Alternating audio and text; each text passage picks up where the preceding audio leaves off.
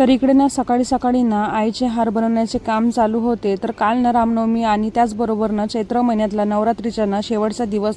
तर आमच्याकडे ना चैत्र महिन्यातसुद्धा ना घट बसत असतो आणि आज ना आम्हाला कन्यापूजन पण करायचं होतं। तर आता ना घरातल्या प्रत्येक जणांनी ना घरातले छोटे मोठे काम करायला घेतले ना तर काम पण ना पटापट होऊन जाते। तर छान मी छोटीशी दारामध्ये रांगोळी वगैरे काढून घेतली आणि स्वयंपाक करायला घेतला।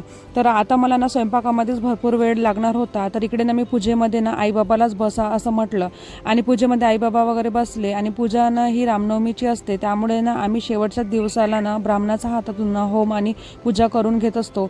तर इकडे ना यांची बाहेर पूजा वगैरे चालू होती। तर तोपर्यंत ना मी पटापट स्वयंपाक करायला घेतला।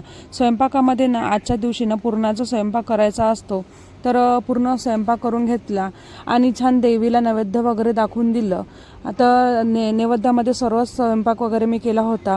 तर हे 9 दिवस कसे काय गेले तर हे आम्हालासुद्धा कळलं नाही। इतकं छान प्रसन्न वाटत होतं 9 दिवसामध्ये। तर आरती वगैरे आम्ही करून घेतली। तोपर्यंत ना छोट्या छोट्या मुलीसुद्धा आल्या होत्या आणि कसं असतं ना आपल्या हिंदू धर्मात ना प्रत्येक सणाचे काही ना काही महत्त्व सांगितले आहेत। तसंच ना चैत्र नवरात्रीमध्ये ना सुद्धा नवरात्रीचे काही आपल्या हिंदू नववर्षात महत्त्व आहे। तर या काळात ना देवी दुर्गा मातेची उपासना करून आपल्या नवीन वर्षाची सुख शांती आणि समृद्धी व्हावी अशी प्रार्थना केली जाते आणि या नवरात्रीच्या शेवटनं रामनवमीच्या दिवशी करत असते। तर इकडे ना आरती वगैरे आम्ही करून घेतली। लहान मुलीचे ना मी पाय वगैरे धुवून घेतले, छान त्यांची पूजा हळदी कुंकू लावून पूजा वगैरे करून घेतली। नंतर त्यांना ना जेवायला वाढलं। मुलींनी पण ना स्वयंपाक छान झाला करत ना पोटभर जेवण वगैरे करून घेतलं। तर हेच ना मला पावलं आणि काल ना रामनवमीसुद्धा असल्यामुळे ना आमच्याकडे ना रामनवमीची शोभायात्रासुद्धा असते। तर तेच ना आम्ही घरच्यांना चिल्ल्या पिल्ल्यांना घेऊन ना आम्ही रात्री शोभायात्रा बघायला गेलो होतो।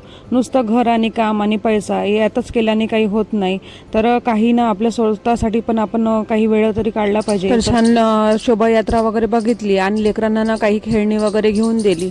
तर चला आजच्यासाठी एवढंच आणि श्री रामनवमीच्या ना तुम्हाला हार्दिक हार्दिक शुभेच्छा। भेटूया पुढच्या ब्लॉग्समध्ये। आजचा ब्लॉग्स तुम्हाला कसा वाटला तर कमेंट्समध्ये नक्की सांगा आणि अजूनपर्यंत तुम्ही चॅनलला सबस्क्राईब नसेल केलं तर सबस्क्राईब करायला विसरू नका।